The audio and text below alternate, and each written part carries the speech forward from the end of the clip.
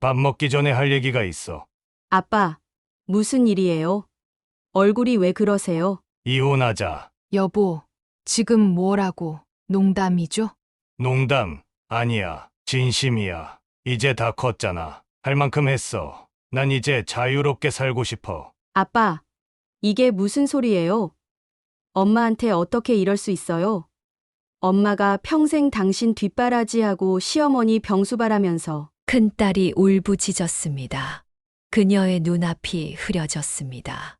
너희들 다 잘 컸고 회사도 이제 아들이 맡았으니까 내 인생도 좀 살아보려고. 젊었을 때부터 가정에만 매여 살았잖아. 여보, 우리가 잘못한 게 있다면 고치면 되잖아요. 이제 와서 왜? 잘못은 없어. 그냥 이제 정리하고 싶을 뿐이야. 서로를 위해서 이게 최선이야. 사연을 듣고 난 후 각자의 의견을 댓글로 남겨주시기 바랍니다. 사소한 댓글이라도 사연자분에게 큰 힘이 될 수 있습니다. 각색될 수 있고 사연자분의 입장에서 구성될 수 있습니다. 누런 황토가 깔린 시골 마을. 그곳에서 그녀의 어린 시절은 시작되었습니다. 홍미자 여사의 아버지는 마을에서 소문난 술주정뱅이였고 매일 밤 술에 취해 폭력을 휘둘렀습니다. 좁은 시골집 마당에는 그녀의 울음소리와 어머니의 한숨소리가 매일 밤 울려 퍼졌습니다. 어느 날 저녁 그녀는 마당 귀퉁이에 숨어 떨고 있었습니다. 엄마, 제발 도망가자, 제발. 어둠 속에서 그녀의 작은 속삭임이 새어나왔지만 어머니의 비명소리만이 밤 공기를 가르며 들려왔습니다. 술에 취한 아버지의 폭력은 날이 갈수록 심해졌고 어머니의 얼굴에는 멍이 채 가시기도 전에 새로운 멍이 들곤 했습니다. 된장물에 밥을 말아 끼니를 때우는 날이 잦았고 그녀는 항상 배고픔에 시달렸습니다. 마을 구멍가게 아저씨는 그런 그녀를 딱하게 여겼는지 가끔 과자 부스러기를 봉지에 담아주곤 했습니다. 미자야, 이거라도 먹어라. 앞으로 잘 먹고 공부 열심히 해서 좋은 데 가야 해. 구멍가게 아저씨의 그 말 한마디에 그녀의 눈시울이 붉어졌습니다. 과자 부스러기는 그녀에게 유일한 달콤한 위안이었고 아저씨의 따뜻한 말 한마디는 그녀에게 큰 희망이 되었습니다. 마을에 잔치가 있는 날이면 그녀는 살그머니 잔치집 마당으로 향했습니다. 돼지고기를 굽는 구수한 냄새를 맡으며 누군가 던져주는 기름기 많은 비계살이라도 얻어먹을 수 있기를 바랐습니다.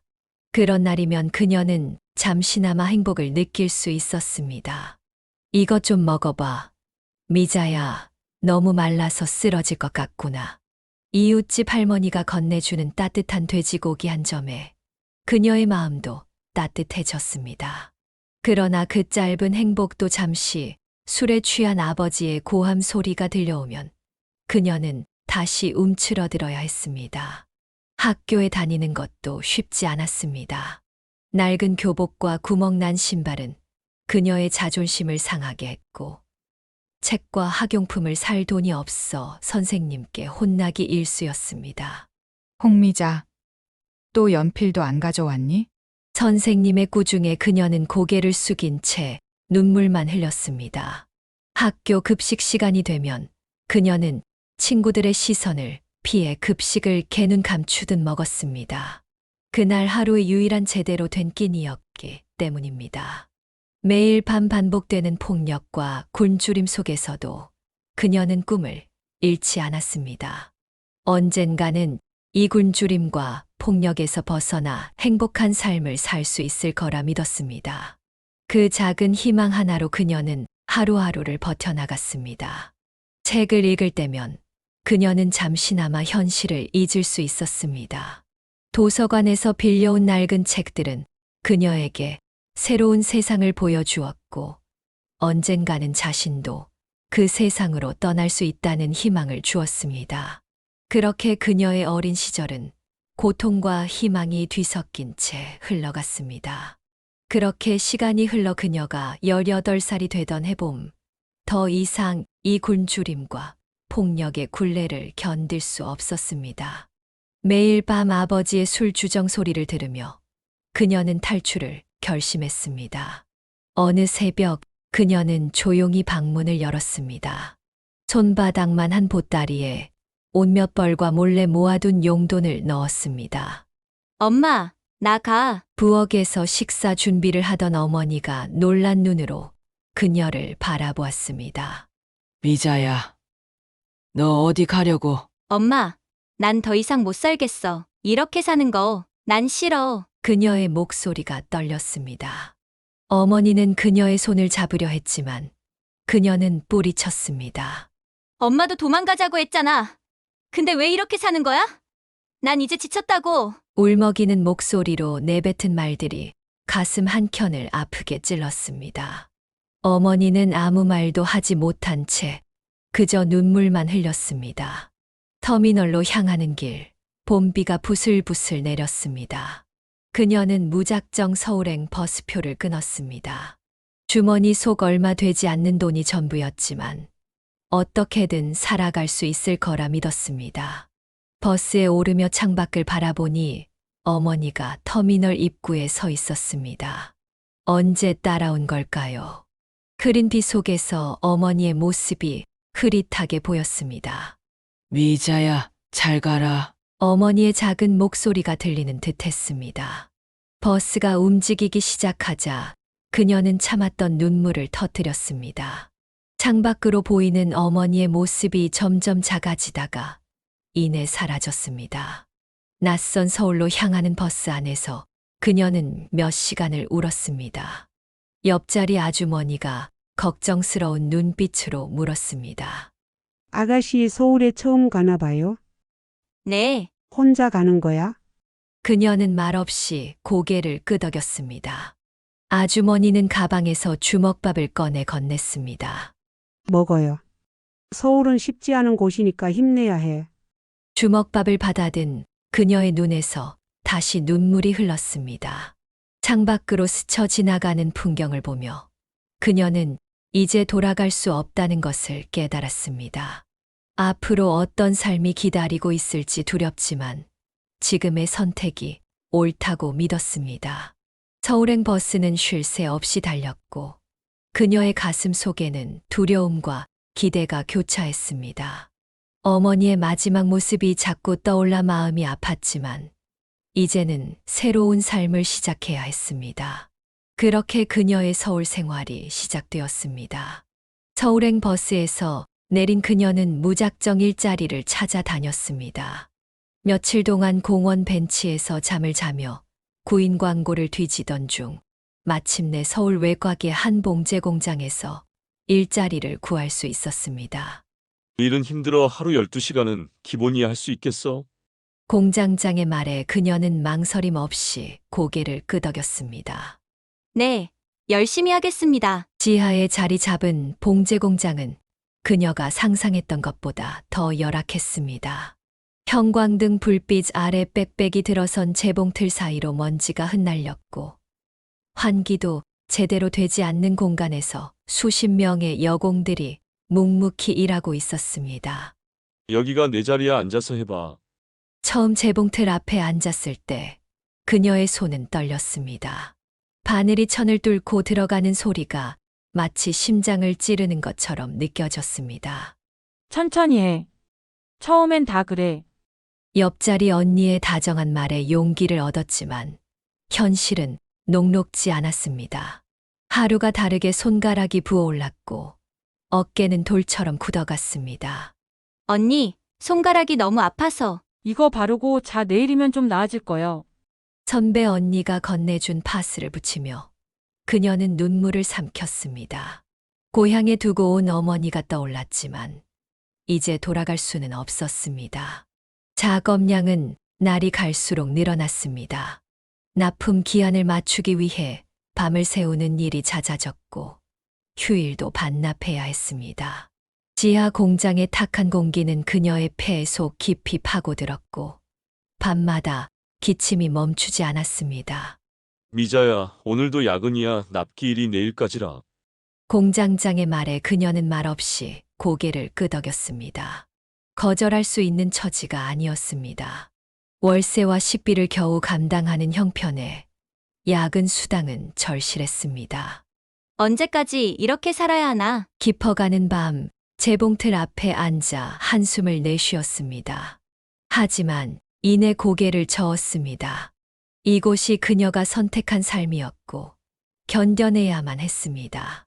매일 밤 좁은 고시원으로 돌아와 쪼그리고 앉아 라면을 끓여 먹으며 그녀는 미래를 그려보았습니다.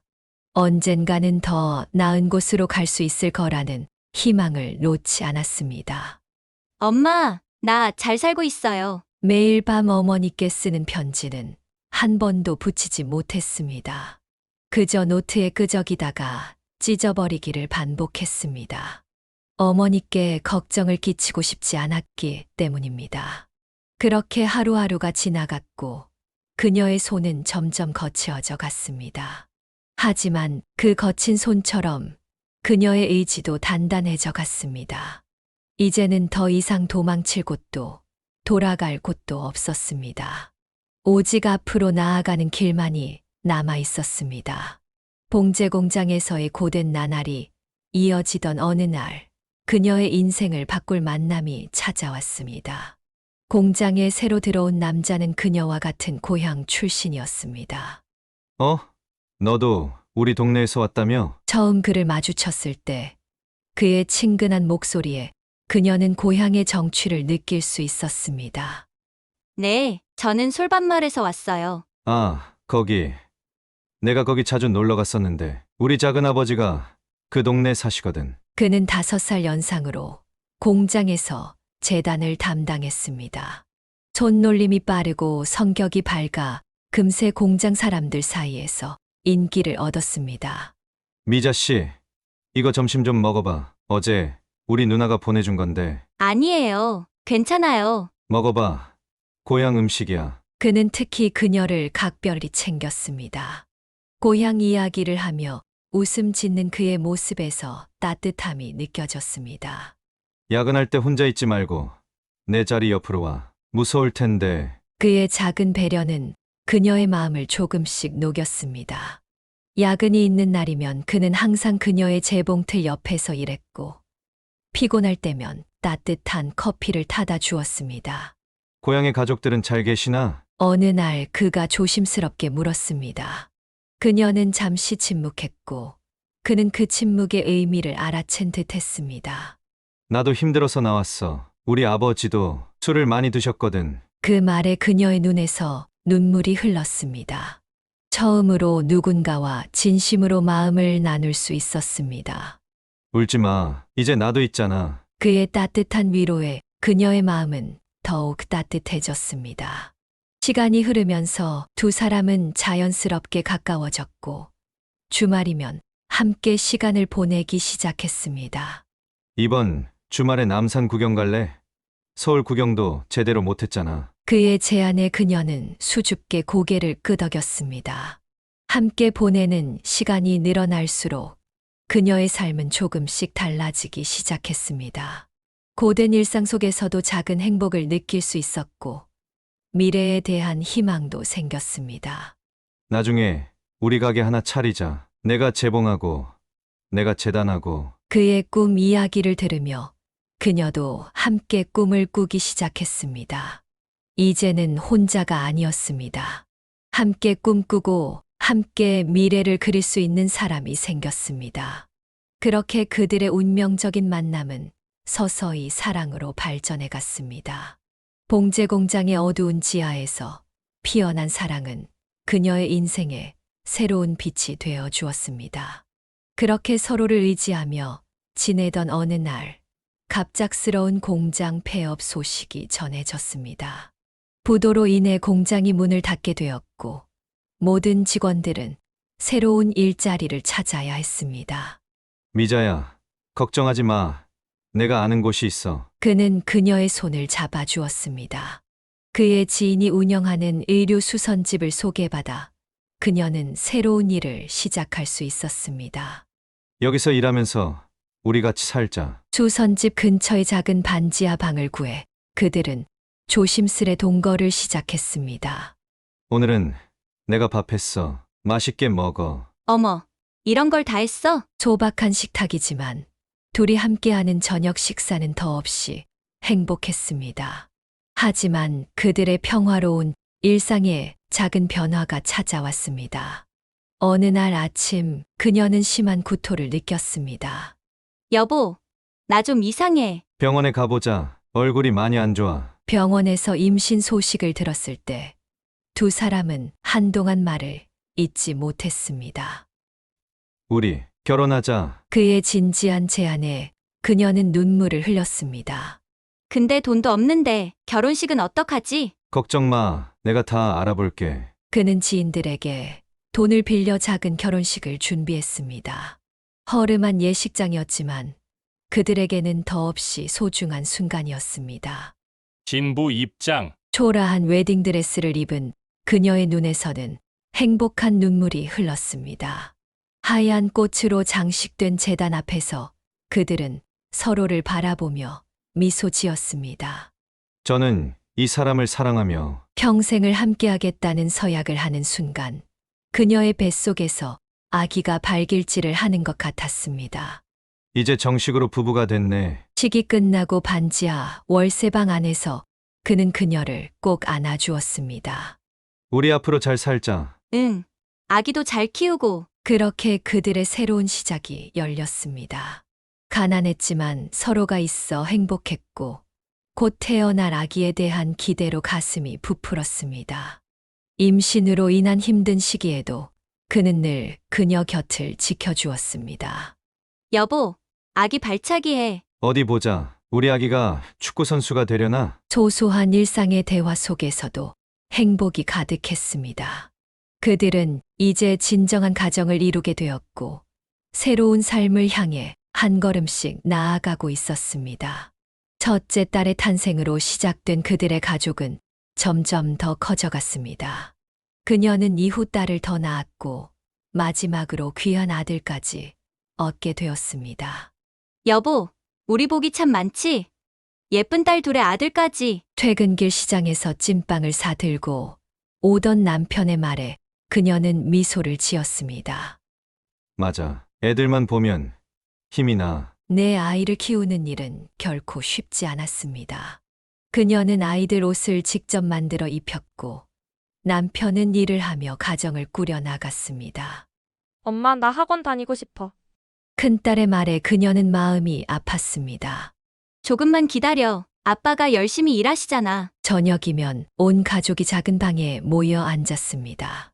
아이들은 서로 장난치며 웃고 떠들었고 비록 좁은 공간이었지만 행복이 가득했습니다. 여보, 이거 먹어봐. 오늘 특별히 서비스로 받은 거야. 시장 구경을 갈 때면 남편은 항상 찐빵 하나를 더 받아왔습니다. 둘이 나눠 먹는 찐빵은 그 어떤 진수성찬보다 달콤했습니다. 나중에 우리도 가게 하나 차리자. 애들 학원도 보내고. 찐빵을 나눠 먹으며 그들은 미래를 그렸습니다. 힘들지만 희망이 있었기에 하루하루가 행복했습니다. 엄마, 아빠, 나 오늘 시험 100점 받았어. 아이들의 성장을 지켜보는 것은 그들에게 가장 큰 기쁨이었습니다. 큰딸은 공부를 잘했고 둘째는 미술의 소질이 있었으며 셋째는 노래를 잘했고 막내 아들은 장난꾸러기였습니다. 우리 아들 축구 잘하네. 나중에 축구 선수 되는 거 아니야? 주말이면 온 가족이 근처 공원에 나가 소풍을 즐겼습니다. 도시락을 싸서 가면 아이들은 신이 나서 뛰어다녔고 그녀와 남편은 그런 아이들을 바라보며 행복해했습니다. 여보, 고마워. 당신 만나서 이렇게 행복하네. 내가 더 고마워. 이렇게 좋은 가정을 만들어줘서. 비록 물질적으로는 풍족하지 않았지만 그들의 가정은 사랑으로 가득했습니다. 서로를 위하는 마음과 아이들의 웃음소리가 있어 그들은 진정한 부자였습니다. 매일 저녁 아이들과 함께하는 식사 시간은 그날의 피로를 씻어주는 특별한 순간이었습니다. 비록 반찬은 많지 않았지만 온 가족이 둘러앉아 이야기를 나누는 그 시간이 그녀에게는 가장 소중했습니다. 우리 애들 나중에 다 잘 될 거야. 내가 책임질게. 남편의 든든한 약속에 그녀는 더없이 행복했습니다. 그렇게 그들의 평화로운 나날이 이어졌습니다. 매일 같이 찐빵을 나눠 먹으며 꿈꾸던 그들의 가게는 생각보다 빨리 현실이 되었습니다. 남편이 다니던 회사에서 퇴직금을 받게 된 것입니다. 여보, 우리도 이제 한번 해볼까? 남편의 말에 그녀는 설레는 마음으로 고개를 끄덕였습니다. 그래. 당신 하고 싶은 거 해봐. 난 다 믿어. 처음에는 작은 분식 가게였습니다. 그녀가 만든 김밥과 떡볶이는 금세 동네에서 소문이 났고 장사는 날로 번창했습니다. 여보, 이거 한번 먹어봐. 새로 개발한 소스야. 남편은 틈틈이 새로운 소스를 개발했고 특히 그의 떡볶이 소스는 학생들 사이에서 큰 인기를 끌었습니다. 아저씨, 이 소스 정말 맛있어요. 어디서 사는 거예요? 이거 내가 직접 만든 거야. 손님들의 반응이 좋자 남편은 소스 제조에 더욱 몰두했습니다. 여보, 우리 이거 한번 크게 해볼까? 공장 차려서. 그녀는 남편의 도전을 응원했습니다. 가게를 팔고 작은 공장을 차렸을 때는 불안하기도 했지만 남편의 열정을 믿었습니다. 걱정 마. 내가 꼭 성공해서 당신이랑 애들 편하게 해줄게. 처음에는 고전했지만 남편이 개발한 소스는 점차 입소문을 타기 시작했습니다. 특히 대형 마트 입점에 성공하면서 회사는 크게 성장했습니다. 여보, 대형 마트에서 주문이 늘었대. 이제 진짜 될 것 같아. 공장이 커지고 직원도 늘어나면서 그들의 삶은 안정을 찾아갔습니다. 이제는 더 이상 찐빵을 나눠 먹지 않아도 되었지만 가끔 그들은 일부러 시장에 들러 찐빵을 사 먹곤 했습니다. 여보, 기억나? 우리 처음 이런 거 꿈꿨을 때. 그래. 그때는 정말 아무것도 없었는데. 회사가 성장하면서 그들은 더 큰 집으로 이사할 수 있었고 아이들도 원하는 만큼 학원을 다닐 수 있게 되었습니다. 남편의 식품회사는 이제 지역에서 꽤 알려진 중소기업으로 자리 잡았습니다. 우리 아들도 나중에 이 회사 물려받으면 좋겠다. 남편의 말처럼 그들의 사업 성공은 미래 세대를 위한 기반이 되어 갔습니다. 회사가 성장하면서 그녀는 남편의 미세한 변화를 느끼기 시작했습니다. 예전처럼 찐빵을 사들고 오지 않았고 퇴근 시간도 점점 늦어졌습니다. 여보, 오늘도 늦어? 응. 거래처 미팅이 있어서. 잦아지는 회식과 늦은 퇴근에 그녀는 불안감을 느꼈습니다. 매일 밤 식탁에 혼자 앉아 그의 빈자리를 바라보는 일이 잦아졌습니다. 아빠는 왜 맨날 안 오시는 거야? 아이들의 물음에 그녀는 궁색한 변명을 늘어놓아야 했습니다. 아빠가 회사 때문에 바쁘셔서. 주말에도 골프 모임이 늘어났고 집에 있을 때면 휴대폰만 들여다보는 남편의 모습이 낯설었습니다. 여보, 우리 좀 이야기할까? 피곤해서 나중에. 대화는 점점 줄어들었고 그들 사이에는 보이지 않는 벽이 하나씩 쌓여갔습니다. 한때는 소소한 일상도 나누며 웃던 부부였는데 이제는 마주 앉아 있어도 할 말이 없었습니다. 이번 주말에는 시간 좀 내줄 수 있어? 미안해. 중요한 미팅이 있어서. 남편의 양복에서 나는 향수 냄새가 점점 달라지는 것을 느꼈지만 그녀는 의심하고 싶지 않았습니다. 요즘 회사가 바빠서 그래. 조금만 참자. 스스로를 위로하며 견뎌보았지만 남편의 변화는 계속되었습니다. 명품 시계를 차기 시작했고 옷차림도 달라졌습니다. 이제 회사가 커졌으니까 이 정도는 해야지. 체중 관리를 시작하더니 피부과도 다니기 시작했습니다. 새벽에 운동을 간다며 나가는 날도 잦아졌습니다. 여보, 혹시 다른 여자가 생긴 거야? 용기 내어 물어본 그녀의 질문에 남편은 화를 냈습니다. 무슨 소리야. 내가 그럴 사람으로 보여? 그날 이후로 그녀는 더 이상 묻지 않았습니다. 하지만 마음 한구석의 불안감은 점점 커져만 갔습니다.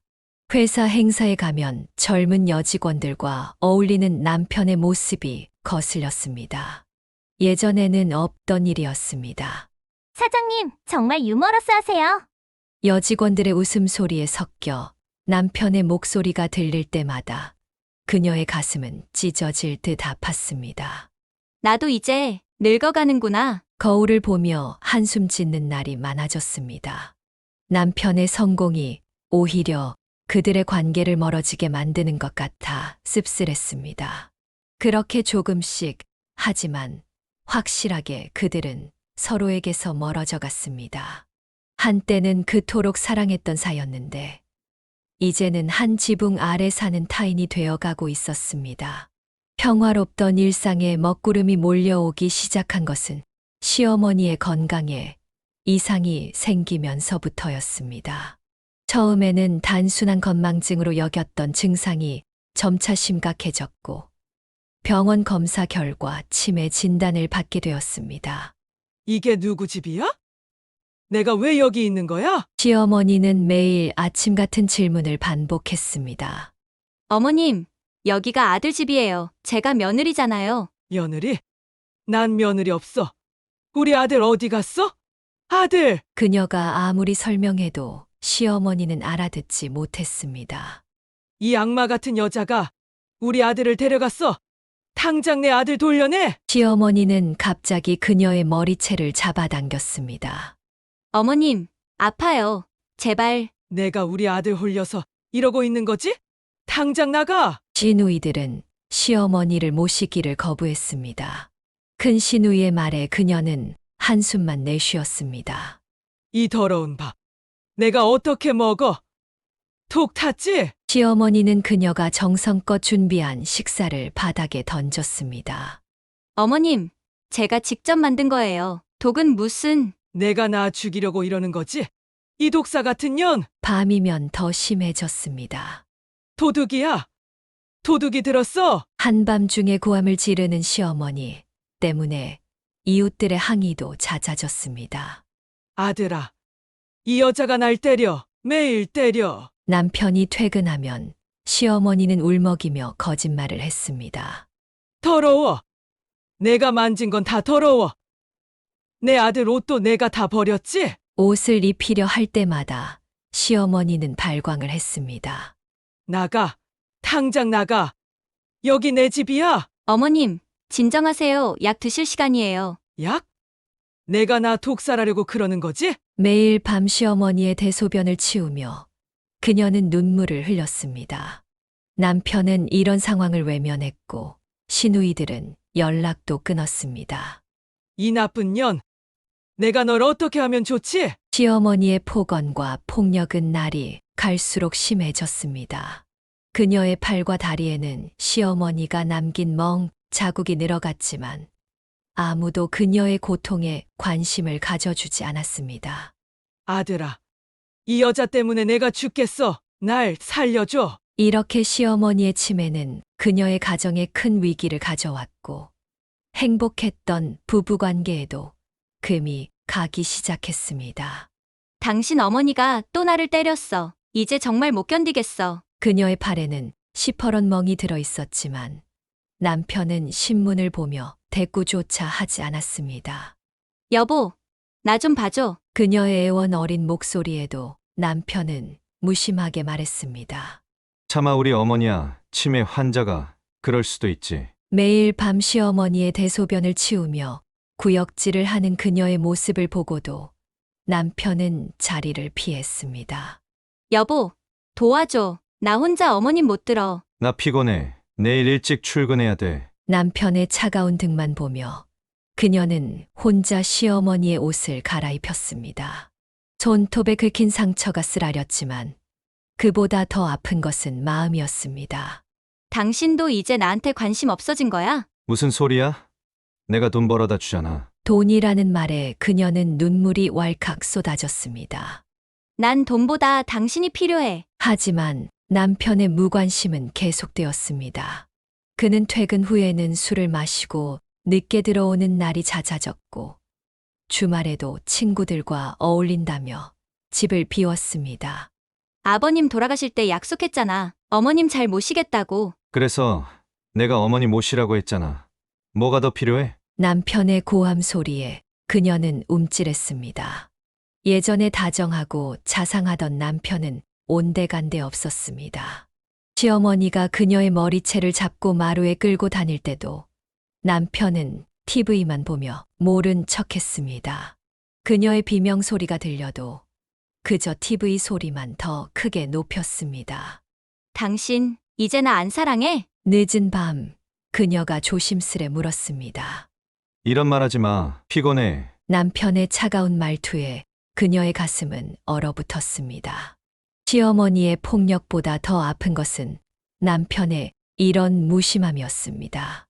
내일 어머님 병원 모시고 가야 하는데 나 회식 있어. 알아서 해. 매일 밤 혼자 울며 시어머니의 대소변을 치우는 동안 남편은 코까지 골며 잠들어 있었습니다. 그녀의 한숨 소리가 방 안에 가득했지만 남편의 귀에는 들리지 않는 듯 했습니다. 사랑은 어디로 갔을까요? 한때는 그토록 다정했던 남편이 이제는 타인처럼 느껴졌습니다. 행복했던 결혼 생활은 시어머니의 치매와 함께 서서히 무너져가고 있었습니다. 시어머니의 병환과 남편의 무관심 속에서도 시간은 흘러갔고 그녀의 자식들은 어느새 훌쩍 자라났습니다. 큰딸이 가장 먼저 시집을 가게 되었습니다. 엄마, 나 정말 이 사람이랑 결혼하고 싶어. 큰딸이 배우자를 소개했을 때 그녀는 마음이 찡했습니다. 우리 딸, 잘 살아야 해. 작은 딸 역시 얼마 지나지 않아 좋은 집안과 인연이 닿았습니다. 엄마, 걱정하지 마. 난 언제나 엄마 편이야. 작은 딸은 결혼식 날 그녀의 손을 꼭 잡아주었습니다.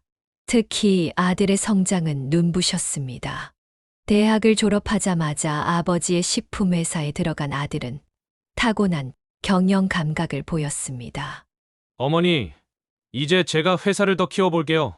그동안 고생 많으셨죠? 아들아, 아들은 입사 1년 만에 해외 수출기를 열었고 회사는 급속도로 성장했습니다. 아버지가 시작한 작은 식품회사는 아들의 손에서 중견기업으로 발돋움하기 시작했습니다. 아들, 내가 해냈구나. 남편은 아들의 성과를 자랑스러워했고 점차 회사 경영권을 아들에게 넘기기 시작했습니다. 어머니, 이제 좀 편하게 사세요. 제가 다 책임질게요. 아들의 말에 그녀는 눈시울이 붉어졌습니다. 고된 시집살이와 남편의 무관심 속에서도 자식들을 바르게 키워낸 것이 그녀의 가장 큰 자부심이었습니다. 큰딸은 교사가 되어 안정된 삶을 살고 있었고 작은 딸은 남편과 함께 사업을 시작해 성공가도를 달리고 있었습니다. 그리고 아들은 회사를 이끌며 날로 성장해 가고 있었습니다. 엄마, 우리가 있잖아요. 이제 우리가 엄마 지켜드릴게요. 자식들의 따뜻한 마음이 그녀의 힘든 나날을 버티게 해주었습니다. 하지만 그녀는 알지 못했습니다. 이 평화로운 시간도 잠시 더 큰 시련이 그녀를 기다리고 있다는 것을. 자식들의 성공과 회사의 성장으로 그녀의 삶이 안정을 찾아가는 듯했던 그때 예상치 못한 폭풍이 몰아쳤습니다. 남편의 생일을 맞아 온 가족이 모였던 그날, 그녀는 평소처럼 정성스레 미역국을 끓였습니다. 여보, 생일 축하해요. 올해도 건강하게. 그녀가 미역국을 내밀자 남편은 차갑게 말을 끊었습니다. 밥 먹기 전에 할 얘기가 있어. 아빠, 무슨 일이에요? 얼굴이 왜 그러세요? 큰딸의 물음에 남편은 서류 봉투를 꺼냈습니다. 봉투를 꺼내는 그의 손은 의외로 담담해 보였습니다. 이혼하자. 순간 식탁에 정적이 감돌았습니다. 누군가 숨 쉬는 소리조차 들리지 않았습니다. 여보, 지금 뭐라고? 농담이죠? 농담 아니야. 진심이야. 이제 다 컸잖아. 할 만큼 했어. 난 이제 자유롭게 살고 싶어. 그녀의 손에서 국그릇이 떨어졌습니다. 뜨거운 국물이 발등을 덮쳤지만 그 순간 아무것도 느낄 수 없었습니다. 시간이 멈춘 것만 같았습니다. 아빠, 이게 무슨 소리예요? 엄마한테 어떻게 이럴 수 있어요? 엄마가 평생 당신 뒷바라지하고 시어머니 병수바라면서 큰딸이 울부짖었습니다. 그녀의 눈앞이 흐려졌습니다. 너희들 다 잘 컸고 회사도 이제 아들이 맡았으니까 내 인생도 좀 살아보려고 젊었을 때부터 가정에만 매여 살았잖아. 남편은 마치 준비된 대본을 읽듯 담담하게 말했습니다. 그 목소리에는 일말의 감정도 실려 있지 않았습니다. 여보, 우리가 잘못한 게 있다면 고치면 되잖아요. 이제 와서 왜? 잘못은 없어. 그냥 이제 정리하고 싶을 뿐이야. 서로를 위해서 이게 최선이야. 식탁 위에 놓인 이혼 서류가 그녀의 눈에 들어왔습니다. 날짜가 며칠 전부터 적혀 있는 것을 보니 이미 오래전부터 준비했던 것 같았습니다. 그동안 그녀를 속이고 있었던 것입니다. 아빠, 제발 오늘은 생일이잖아요. 엄마가 아침부터 미역국도 끓이시고. 작은 딸의 애원에도 남편은 차갑게 대꾸했습니다. 그래서 오늘 하는 거야. 모두 모였을 때 확실히 정리하려고. 이런 자리가 다시 없을 테니까. 아들이 벌떡 일어나 테이블을 내리쳤습니다. 식탁 위에 그릇들이 요동쳤습니다. 아버지, 어머니한테 이럴 순 없습니다. 이게 무슨 짓이에요? 너도 이제 회사 맡았으니까 알아서 잘해. 난 이제 떠날 거야. 너희와 어머니는 회사 수익으로 잘 살 수 있을 거야. 그녀는 그 자리에서 쓰러졌습니다. 30년 세월이 주마등처럼 스쳐 지나갔습니다. 가난했지만 행복했던 시절, 찐빵 하나 나눠 먹으며 꿈꿨던 미래, 시어머니, 병수발을 혼자 도맡아 하던 날들. 모든 것이 물거품이 된 것 같았습니다. 엄마, 정신 차려보세요. 자식들이 달려와 그녀를 부축했습니다. 하지만 남편은 그저 차갑게 바라보기만 했습니다. 그의 눈빛은 이미 다른 곳을 향하고 있는 것 같았습니다. 이혼하기 싫으면 위자료는 포기해. 그게 내 선택이야. 오늘 중으로 답을 해줬으면 해. 남편의 마지막 말이 그녀의 가슴을 파고들었습니다. 그날 이후 그녀는 일주일 동안 병상에 누워 있어야 했습니다. 30년 인생이 한순간에 무너져 내린 것 같았습니다. 입원실에서 그녀는 매일 밤 악몽을 꾸었습니다. 남편이 등을 돌리고 멀어져 가는 꿈, 찐빵을 나눠 먹던 추억이 재가 되어 날아가는 꿈. 자식들은 번갈아가며 그녀를 간호했지만 남편은 병원에 한 번도 나타나지 않았습니다. 대신 이혼 서류만 다시 보내왔습니다. 그것은 마치 그녀의 한평생을 부정하는 것 같았습니다. 그녀가 병원에서 퇴원한 지 얼마 되지 않았을 때였습니다. 막내 아들의 아이가 할머니 댁에 놀러 왔다가 충격적인 이야기를 꺼냈습니다. 할머니 할아버지가 회사에서 이상한 짓을 했어요. 5살 손주의 맑은 눈동자가 불안하게 흔들렸습니다. 무슨 일인데? 무슨 말이야? 우리 손자가 무슨 이상한 짓을 봤을까? 할아버지가 예쁜 누나랑 뽀뽀했어요. 아빠 사무실에 놀러 왔다가 봤어요. 순간 그녀의 심장이 멎는 것 같았습니다. 뭐라고? 언제 본 거야? 지난주요. 할아버지랑 그 누나랑 방에 있었는데. 아들에게 전화를 걸어 확인해 보니 손주의 말은 사실이었습니다. 어머니, 제가 말씀드리려고 했었는데 아버지가 회사 여직원과 아들의 목소리가 떨렸습니다. 그 여자가 누구니? 마케팅팀 신입사원이에요. 35살. 그녀는 그 자리에 주저앉고 말았습니다. 40살도 채 되지 않은 여자. 자신의 딸뻘이나 다름없는 나이였습니다. 그게 다가 아니에요. 아들의 목소리가 더욱 무거워졌습니다. 그 여직원이 임신을 했답니다. 세상이 무너지는 소리가 들리는 것 같았습니다. 30년 동안 지켜온 가정이, 남편과의 추억이, 모든 것이 거짓이었단 말입니까? 아버지가 그 여자 따로 아파트도 얻어줬더라고요. 회사 자금으로. 분노와 배신감이 그녀의 가슴을 갈갈이 찢었습니다. 시어머니 병수발에 지쳐 있을 때 남편은 젊은 여자와 새로운 사랑을 키우고 있었던 것입니다. 어머니, 제가 다 처리하겠습니다. 아들의 말에 그녀는 고개를 저었습니다. 아니, 내 아버지를 직접 만나야겠어. 회사로 향하는 그녀의 발걸음은 무거웠습니다. 사무실 문을 열자 남편은 그 여자와 함께 있었습니다. 뒤늦게 그들을 발견한 여직원이 당황한 듯 일어섰습니다. 여보, 아니, 당신. 남편의 얼굴이 창백해졌습니다. 이래서 이혼하자고 했던 거예요? 그녀의 목소리가 떨렸습니다. 네가 뭘 안다고. 난 이제 새 삶을 살 자격이 있어. 남편의 뻔뻔한 태도에 그녀는 울음을 터뜨렸습니다. 새 삶이요? 당신이 그렇게 원하던 게 이런 거였어요? 옆에 선 여직원의 배가 슬쩍 눈에 들어왔습니다. 이미 꽤 큰 만삭의 배였습니다. 그녀는 그제서야 모든 것을 이해할 수 있었습니다. 남편의 갑작스러운 이혼 요구, 재촉카드, 내민 이혼 서류, 모든 것이 이 여자의 임신 때문이었던 것입니다. 아들은 더 이상 이 사태를 두고 볼 수 없었습니다. 추가로 회사 CCTV를 확인하기 시작했고, 그곳에서 충격적인 진실이 드러났습니다. 어머니, 이거 보셔야 할 것 같습니다. 아들이 가져온 CCTV 영상에는 믿기 힘든 장면들이 담겨 있었습니다.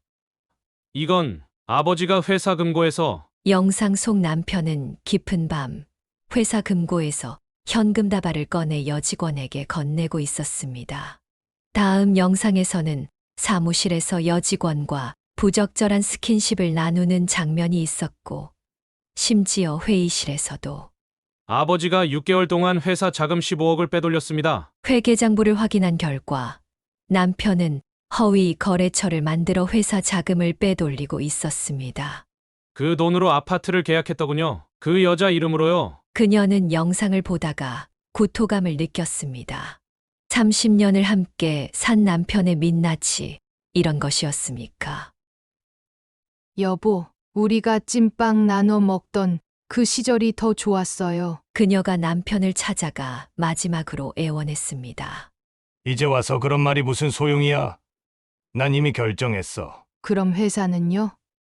당신이 그렇게 키우고 싶어 하던. 회사. 이제 와서 뭘. 난 이미 다 정리했어. 새 회사도 준비해뒀고. 남편의 대답에 그녀는 경악했습니다. 다음 날 아들이 회계팀으로부터 또 다른 충격적인 보고를 받았습니다. 이사님, 사장님이 신규 법인을 설립하셨습니다. 지분 70%를 그 여직원 이름으로. 뭐라고요? 회사 돈을 횡령해 차린 새 회사의 대표는 그 여자였습니다. 남편은 이미 오래전부터 도피할 준비를 해왔던 것입니다. 아버지가 우리 회사 거래처까지 몽땅 빼가려고 했습니다. 분기별 거래 내역을 살펴보니 주요 거래처들과 이미 새 회사로의 계약 이전을 추진하고 있었습니다. 서류 여기 있습니다. 아버지가 상간녀와 호텔에서 거래처 사장들 만나고, 사진 속에는 남편과 그 여자가 거래처 사장들과 술자리를 가지는 모습이 찍혀 있었습니다. 회사를 위해 접대한다던 그 수많은 밤들이 사실은 배신을 위한 시간이었던 것입니다. 어머니, 이대로 둘 수 없습니다. 아들의 눈빛이 차갑게 식었습니다. 그동안 아버지에 대한 존경심으로 참아왔던 분노가 폭발하기 시작했습니다. 이제 우리가 법적 조치를 취해야 할 것 같습니다. 그녀는 아들의 말에 고개를 끄덕였습니다. 이제는 더 이상 감정적으로 볼 일이 아니었습니다. 한 가정의 아내이자 어머니로서 회사와 가족을 지키기 위해 결단을 내려야 할 때였습니다. 더 이상 아버지를 아버지로 볼 수 없습니다. 아들은 차가운 목소리로 말했습니다. 손에는 두꺼운 서류 뭉치를 들고 있었습니다. 아들아, 정말 그렇게까지 해야 하니? 그녀가 망설이며 물었습니다. 어머니, 이건 가족 문제가 아닙니다. 회사와 직원들의 생계가 걸린 일이에요. 아들은 다음 날 바로 검찰에 고발장을 제출했습니다. 횡령죄, 배임죄, 업무상 배임죄. 아들은 아버지의 모든 범죄 행위를 낱낱이 고발했습니다. 이 자식이 감히 아버지를! 남편이 회사로 찾아와 난동을 부렸습니다. 아버지, 이제 그만하세요. CCTV 영상 전부 검찰에 제출했습니다. 너 내가 감히 직원들 퇴직금까지 빼돌린 것도 다 알아냈어요. 남편의 얼굴이 창백해졌습니다. 아들은 차갑게 말을 이었습니다. 상간녀 아파트에 숨겨둔 회사 돈도 찾아냈습니다. 어떻게 이럴 수 있으세요? 아들의 목소리가 떨렸습니다. 내가 그동안 아버지를 얼마나 존경했는지 아세요? 그런데 이런 식으로 검찰 조사가 시작되자 충격적인 사실들이 더 드러났습니다. 남편은 신임 여직원을 채용할 때부터 이미 부적절한 관계를 맺고 있었고, 그녀의 입사 자체가 부정 채용이었다는 사실이 밝혀졌습니다. 거래처 접대비로 빼돌린 돈이 3억이 넘습니다. 회계팀의 조사 결과에 아들은 망연자실했습니다. 아버지가 내가 모르는 사이에 이런 짓을. 손해배상 청구액은 점점 불어났습니다. 10억, 20억. 회사가 입은 피해액을 계산할수록 그 금액은 계속해서 늘어났습니다. 이게 다 뭐야? 도대체 왜? 그녀는 아들의 어깨가 무너지는 것을 보며 가슴이 아팠습니다. 우리 아들 너무 힘들지? 어머니, 제가 이러면 안 되는데 너무 속상해서. 법정에서 마주한 아버지와 아들. 한때는 그토록 존경했던 아버지가 이제는 피고인이 되어 서 있었습니다. 피고인은 회사 자금 30억 원을 횡령하여 재판장의 목소리가 울렸습니다. 아들은 증인석에 서서 떨리는 목소리로 아버지의 죄상을 증언해야 했습니다. 그래, 난 이 회사 주인이야. 내 마음대로 할 수 있어. 남편의 고함 소리가 법정에 울려 퍼졌습니다. 피고인 진정하십시오. 재판장의 경고가 이어졌지만 남편의 망동은 계속되었습니다. 이 짓거리가 다 끝나면 너희들 다 보자고. 결국 아들은 아버지를 상대로 한 모든 법적 조치를 끝까지 진행하기로 결심했습니다. 이제 돌이킬 수 없는 강을 건넌 것입니다. 재판은 6개월간 이어졌고 결국 남편은 모든 것을 잃게 되었습니다. 이혼 소송에서 패한 것은 물론 회사에서의 모든 지분도 내놓아야 했습니다. 이제 와서 후회해도 소용없어. 난 새 출발할 거야. 남편은 마지막까지 뻔뻔한 태도를 보였습니다. 상간녀와 함께 새로운 식품 회사를 차렸지만 업계에서는 이미 그의 평판이 바닥이었습니다. 여보, 이제 우리 둘이서 잘 살면 되는 거야. 상간녀를 달래는 남편의 모습이 우연히 식당에서 목격되었습니다. 하지만 그의 자신만만한 웃음도 오래가지 못했습니다. 사장님, 이번 달 매출이 또 반토막 났습니다. 직원들이 하나둘 떠나기 시작했고 거래처들은 등을 돌렸습니다. 이러다 다 망하는 거 아니야? 상간녀의 불안한 목소리가 점점 커져갔습니다. 결정적인 순간은 생각보다 빨리 찾아왔습니다. 당신, 통장에 있던 돈 어떻게 된 거야? 어느 날 상간녀가 분노에 찬 목소리로 따졌습니다. 아파트 전세금을 좀 썼어. 회사 운영하느라. 뭐? 내 돈을 마음대로. 결국 상간녀는 남은 돈을 챙겨 떠나버렸습니다. 뱃속의 아이와 함께 돌아와. 너 없이 난. 빈 아파트에 혼자 남은 남편은 술로 하루하루를 보내기 시작했습니다. 한때 호화로운 사무실에서 거래처들과 위스키를 마시던 그가 이제는 동네 구석 포차에서 소주를 들이키는 신세가 되었습니다. 저기 저 사람이 한때 대표였다던데. 에이, 저렇게 됐는데 무슨 바람 피우다 완전 망했다며? 사람들의 수군거림이 그의 귓가를 맴돌았습니다. 월세도 밀려 결국 고시원으로 옮긴 남편. 반지하 단칸방에서 라면으로 끼니를 때우는 신세가 되었습니다. 여보, 미자야. 술에 취해 그녀에게 전화를 걸어보지만 이미 번호는 바뀐 지 오래였습니다. 아버지, 그만하세요. 아들에게 찾아가 울며 매달려 보지만 이미 돌이킬 수 없는 강을 건넌 뒤였습니다.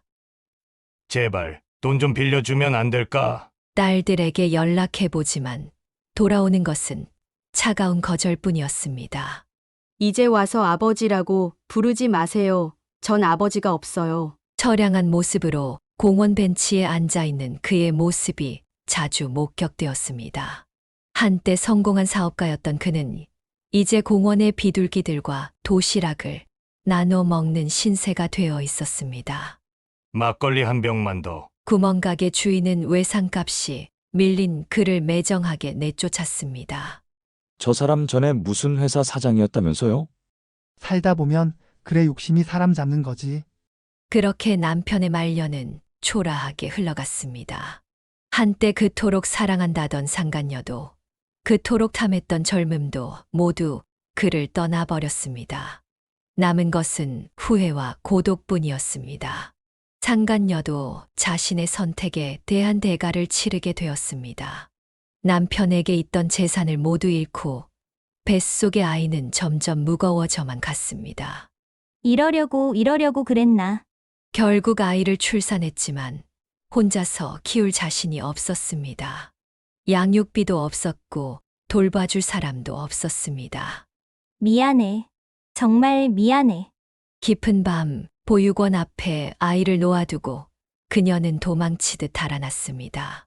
아이의 울음소리가 그녀의 발걸음을 멈추게 했지만 돌아갈 수는 없었습니다. 고향으로 돌아간 그녀는 작은 노래방에서 일하기 시작했습니다. 한때 회사 임원들 앞에서 당당하게 프레젠테이션을 하던 그녀가 이제는 취객들의 술잔을 받아야 했습니다. 아가씨 여기 한 잔 더. 네. 가져다 드리겠습니다. 매일 밤 취객들의 희롱을 견뎌야 했고 한때 자신을 부러워하던 동창들의 손가락질도 감내해야 했습니다. 쟤 서울 가서 잘 나가는 회사 다닌다더니 남의 남편하고 바람나서 쫓겨왔대. 노래방 마담은 그녀의 과거를 알고 더욱 심하게 부렸습니다. 너같이 된 것들이 여기 온다고 생각해? 얼른 일해. 화장실 청소부터 술잔 닦기까지 온갖 허드레시를 도맡아 해야 했습니다.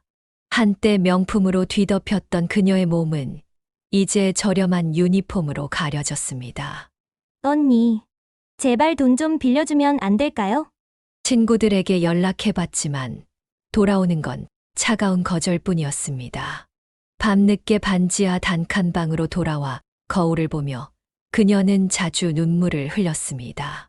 보육원에 두고 온 아이 생각에 가슴이 미어졌지만 이제는 돌이킬 수 없었습니다. 내가 왜 그랬을까? 한때 꿈꾸었던 화려한 미래는 모두 물거품이 되었고 남은 것은 후회와 고독뿐이었습니다. 매일 밤 취객들의 노래 소리를 들으며 그녀는 자신의 선택이 얼마나 어리석었는지 깨달았습니다. 그러던 어느 날 아들은 보육원으로부터 한 통의 전화를 받았습니다. 안녕하세요. 혹시 아버님이, 그러니까 갓난아이가 저희 보육원에 맡겨졌다는 소식 들으셨나요? 아들의 손에서 전화기가 떨어질 뻔했습니다. 어머니, 제가 어떻게 해야 할까요? 그녀를 찾아온 아들의 눈에는 복잡한 감정이 서려 있었습니다. 그 아이한테는 아무런 죄가 없잖아. 그녀의 말에 아들은 고개를 끄덕였습니다. 다음 날부터 아들은 보육원을 찾아가기 시작했습니다. 아기가 많이 예쁘죠? 태어난 지 이제 2달 되었어요. 보육원 선생님의 말에 아들은 아기를 바라보았습니다. 까만 눈동자가 아버지를 닮았다는 생각에 가슴이 먹먹해졌습니다. 매달 후원금을 보내드리겠습니다. 그리고 좋은 양부모님을 찾아주세요. 아들은 매달 거에게 후원금을 보내기 시작했고 아기에게 필요한 모든 것들을 챙겼습니다. 정말 이렇게까지 하실 필요는. 보육원 원장은 감동했지만 아들은 담담하게 대답했습니다. 제 동생인거려. 비록 이런 식으로 태어났지만 6개월이 지났을 때 마침내 좋은 소식이 들려왔습니다. 미국에 사는 한 부부가 아기의 입양을 희망한다는 것이었습니다. 의사 선생님 내외라고 하시네요. 아이를 정말 사랑해 주실 것 같아요. 입양 수속이 진행되는 동안 아들은 아기의 미래를 위해 신탁 계좌를 개설했습니다. 성인이 되면 받을 수 있는 거금을 예치한 것입니다. 이제 이 아이는 새로운 삶을 살 수 있겠죠? 양부모를 만난 날, 아기는 처음으로 환하게 웃었다고 합니다. 마치 자신의 새로운 인생을 예감이라도 한 듯이. 어머니, 잘한 결정이었죠? 그녀는 아들을 꼭 안아주었습니다. 이런 아들을 키워낸 것이 그녀의 가장 큰 자랑이었습니다. 그래, 내가 참 자랑스럽구나. 아기는 새로운 가족과 함께 미국으로 떠났지만 아들은 여전히 매달 후원금을 보내고 있습니다. 잘못된 어른들의 선택으로 태어난 아이지만 적어도 행복한 삶을 살 수 있기를 바라는 마음으로 30년의 결혼 생활을 마무리하고 그녀는 새로운 삶을 시작했습니다. 처음에는 두렵고 낯설었지만 이 시간이 지날수록 오히려 홀가분한 마음이 들었습니다.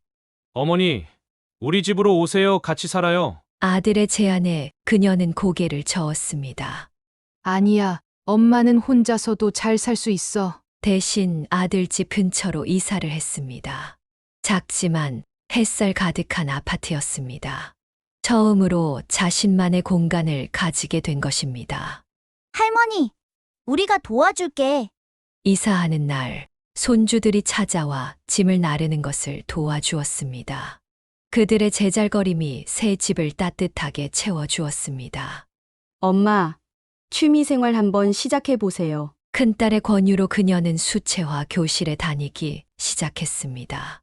처음 붓을 잡았을 때는 서툴렀지만 점차 그림을 그리는 재미에 빠져들었습니다. 어머, 홍미자 여사님 그림 실력이 많이 늘으셨네요. 문화센터 선생님의 칭찬에 그녀는 수줍게 웃었습니다. 이제는 자신의 감정을 캔버스에 담을 수 있게 되었습니다. 할머니, 나도 그림 가르쳐줘.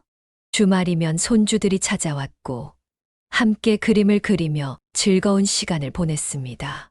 엄마, 이제 웃는 모습이 더 예뻐지셨어요. 작은 딸의 말처럼 그녀의 얼굴에는 점점 더 환한 미소가 깃들었습니다.